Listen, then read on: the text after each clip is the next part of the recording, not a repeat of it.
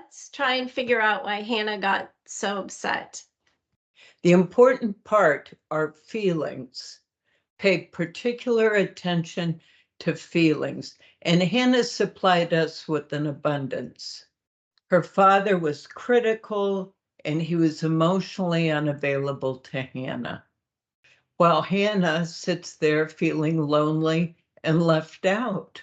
Nothing I did was working. The more I tried, the more out of control my eating became. Then, I did something I hadn't tried before. I became a savvy detective and figured things out. If I can do it, so can you. Find out more at solveyouroutofcontrol.eating.com. Hi, welcome to Solve Your Out of Control Eating, where we solve real-life eating issues. My name is Michelle Holtzberger. I'm a clinical social worker. And I'm Victoria Todd. I'm a child and adult psychoanalyst. I've been assisting individuals with all kinds of eating issues for a very long time. Most keep their eating a secret and suffer in silence until they just can't take it anymore. Then they make the call. Through our work together, I have learned so much. And this is why Michelle and I are doing this. We want to bring those insights to you, and we want to give you the chance to learn through others. Yes, we do. And here's how this works. We're going to teach you how to become savvy detectives who search for clues. And clues are feelings that get in the way and make it very difficult, almost and even impossible for others and maybe even yourself to make good choices. So grab your detective cap, your magnifying glass, and your notebook, because today we're going to meet Hannah and see what she can teach us. We invite you to step into our virtual office and be a fly on the wall for this brief therapy session, and then stick around afterwards to hear our insights. Now, here's Hannah. I didn't want to come in today. I didn't want to have to talk about any of this. I can see the sadness in your eyes, Hannah. I know it's hard. But can you tell me? Well, I was doing so good. Was doing better. Probably still ate too much, but not like before. And I was figuring out what feelings were getting in the way. And then this happened. What happened? Tell me, Hannah. My dad's stupid birthday party. I was an anxious mess all week. Almost to the point of a panic attack. My hands were freezing cold. My heart was racing. I was just so afraid that I was going to blow it. And of course I did. I would lie in bed at night and try to figure out how I can attend the family dinner and not eat like a glutton. I'd go over and over it in my head. I decided to take healthy side dishes to eat with the pulled pork. An arugula salad, Brussels sprouts, a vegetable tray. And what did I eat? Cheesy potatoes, multiple pork sandwiches, and half a loaf of cornbread. Then there were the desserts, an entire table full. Dad doesn't like cake so much, so my mom made 2 pies and all the cookies. Ugh. I ate like a pig till I was totally stuffed. Hannah, you're focusing so much on the food. I'm wondering what feelings were too much. I don't think you understand how much I ate. And then I took home a doggy bag. I put it in the refrigerator and kept going back until I ate every last bite. Not just sandwiches, but more pie and cookies. You want me to know how much you ate? Yes. How you totally blew it? Yes. I understand, but you still look troubled. I am. It's your question. What feelings were too much? They were all too much.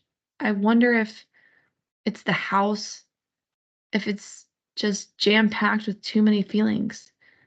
Feelings that make me eat like crazy. Too much happened there.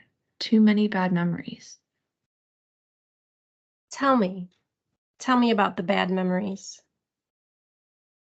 I was never abused or anything, but I sure was unhappy. My dad was always critical, He was never satisfied with my mom's cooking, cleaning, pretty much everything she did. And she was always trying to please him. Look, Tommy, I made your favorite apple pie with a crunchy top. And there was oatmeal raisin cookies that you'll love. And did you notice that I'm wearing the necklace you gave me? Isn't it beautiful? I mean, I just wanted to scream, stop! She was always trying to please him and always failing. So she would just start drinking wine around 4 and be asleep on the couch by 8. And then there was my younger sister, the pretty princess who everyone adored. Everyone? Everyone but me. She brought her boyfriend to the party, and they were gushing all over each other while I sat there without a date, as usual. Did I mention that she's skinny as a rail? Well, she is. And she has long, beautiful hair, blue eyes, 10 perfect nails. I used to sit on that couch with my mousy brown hair and brown eyes, watching her and my dad play Barbie dolls. Left out? Always. Sounds like a very lonely existence. Existence is the right word. An empty existence.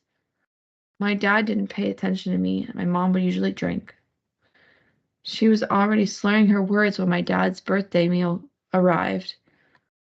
My sister and my dad were both glaring at her, but I totally understood. Understood? Help me, Hannah. She used wine like I use food. For For comfort, for distraction, for emotional rescue, and to forget the really sad stuff. what about that, Hannah? The really sad stuff that you and your mom want to forget. When my older sister overdosed in the upstairs bathroom, we never talk about that. We just eat, drink, and pretend to be merry, but we're not. I do love them, but why is it so hard to be with the family you love? Now comes the fun part, the detective work. So let's try and figure out why Hannah got so upset. You know, things really did derail after that at that party. I know it, Michelle, but that birthday party was so helpful. We gained so much helpful information from that party. And while I was listening, I'm sure while you were listening too, we were taking notes to get things organized for us. And that's what I would encourage our detectives to do, to take notes. I think people should know that we don't normally take notes during a therapy session, Right. but this is different and we're just trying to, you know, share all these thoughts with everyone. Exactly. The important part are feelings. Pay particular attention to feelings. And Hannah supplied us with an abundance. But before we deal with the feelings that she shared, let's look at the family itself. First of all, she talked about her father. Her father was critical and he was emotionally unavailable to Hannah. But the most important part was where she talked about her sitting on the couch with her mousy brown hair and brown eyes, watching him play Barbie dolls with the adorable younger sister. Now, all these years, and Hannah has remembered this memory. That tells us how important it is. And we don't know what message she gave herself. Did she say, you have to be pretty to be loved? We don't know. But what we do know is that should be something that's pursued in her own therapy. And then there was also the mom who was always trying to please the dad and she was failing. And so the mom's coping mechanism was to be drinking, which then made her unavailable, probably physically and emotionally unavailable to Hannah. because she's falling asleep on the couch. You know, when she's drinking, she's in her own other little world. So we've got Hannah left out with the dad. We've got Hannah left out with the mom. Exactly. And the like $1 million question here is, who's nurturing Hannah? I'm not hearing about it anywhere. Then after the mom and the dad comes this younger sister, the adorable younger sister, who's Princess Perfect. And compared to her, Hannah feels totally inferior. Does anybody wonder why Hannah was so anxious pre-party? Right. And then we've got, you know, 3 of the 5 family members have addiction issues, because then we've got what happened to the older sister. Exactly. The overdose of the older sister. I mean, that's significant. It's 3 out huge. of 5 family members who found their feelings so unbearable that they had to use substances to deal with them. That says a whole lot. And speaking of unbearable feelings, then I wrote down the feelings that Hannah mentioned during her therapy session, starting with anxiety. The anxiety was pre-party. And what she was describing was clearly panic attacks. Mm-hmm. And then she mentioned an unhappy childhood, but specifically her words were an empty existence. Right. So sad. That is very bleak. I know it. Then we have anger at mom, which we've talked about. Jealousy of the adorable younger sister, who always seems, the younger sister who always seems to get male attention. First the father, and now she's got this boyfriend drooling all over her, while Hannah sits there feeling lonely and left out. Right. And then there's the sadness over the loss of her sister. The older sister, right. The older sister. And then we've got the whole family who just doesn't address anything on a feeling level. So it's no wonder that Hannah went to this party and just started pigging out, basically. You know, everybody's checked out in their own way. I think Hannah was totally overwhelmed with these old, powerful, and painful feelings. She was flooded. Right. And so that's where we come in and talk about, well, what could she do to prevent that and to help with that? And those are some things that we want to share with our detectives. Exactly. So if this ever happens to any of you, here are some things that I wrote down that I hope will be helpful. First, if one of my patients has an event coming up like this, we start way in advance. Prepare. You talk about the environment, where it's going to be, the setting. You talk about who's coming, but you don't stop there. You also talk about what feelings get stirred up. How does it feel to be with dad? How do you feel when you're with your mom? You know, you're trying to get everything as much as possible on the table before they go. The last thing you want is for someone to be blindsided by these powerful emotions. So that you're reviewing it in advance, and then, you know, in the beginning, maybe trying to cut these visits a little bit short, right? Exactly. Set a reasonable limit. My father was a master at this. He would get out of any unpleasant circumstances by saying, oh, geez, I'd like to stay, but I've got to give the dog her pill. Now, it was probably a vitamin, who knows? But he set a limit and he stuck by it. Right, right. Annie had a gracious exit, so. Right. And we can all come up with those gracious exits. Well, and then Vicky, I think that's probably important in the beginning, but as people get better and aren't cutting visits short, they can also take an observer role, right? So once they think through the situation in advance, the observer role would say, "Oh, there mom goes again. She's drinking." Or Check there's mark. check. Yeah. Like a recipe. Check, check. And so Exactly. taking the drama and the excitement out of it and just mentally observing, okay, here we go with this, here we go with that, and everyone goes through their roles. And then that sort of takes some of the heatedness out of it, right? Exactly. And I do think Hannah had that, you know how she took her own food? Yeah, I she thought tried. that was a great idea. And I think it could have worked if she had prepared in advance. Right. Then I think it would have worked. And it might not have been perfect, but so what? Right, right, right. And so coming up with this plan and even having it in her car so that when she leaves the party, let's say she manages better at the next party, then she can have a plan right there on the front seat of what to do. That's exactly right.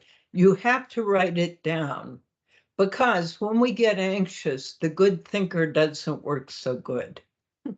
So write it all down, and then you can refer to your list, like your recipe, and start clicking them off. So we've talked about setting a time limit, and now let's talk about post-party. This is where you go out, you get in your car, you've got your list in the passenger seat. Right. On the first one on your list, play comforting music, play an audio book, whatever is soothing to you, do it. So you do that. You might visit a friend, you might call a friend. You might have your shoes by the back door, so the minute you get inside, you can go for a walk. But this is the most important of all, journal. This is more like, just as you and I take notes when we're listening to Hannah, journal. Get that mess out of your head. Get it onto a piece of paper. The paper will hold it for you for later, when you have gotten some distance from this. Not later tonight, not tomorrow, later. And then you address it in bearable bits. Let me see. I really got upset because mom was drinking. Enough. Stop there. And the journal writing does not have to go on and on. The point is just to get something out briefly so that you're not dwelling on it and it's not dragging you down and driving you to the refrigerator. It's just getting that information It's not out. rolling around in your head for the rest of the night. Right, right. Which probably brings us to the rest of the night and just kind of having a calming bedtime routine. Exactly. Maybe a bath, put some lavender oil in the diffuser, read a book, whatever. I mean, it's the perfect time to have a prayerful time. There's also some frequencies that you can play that are calming frequencies or healing frequencies.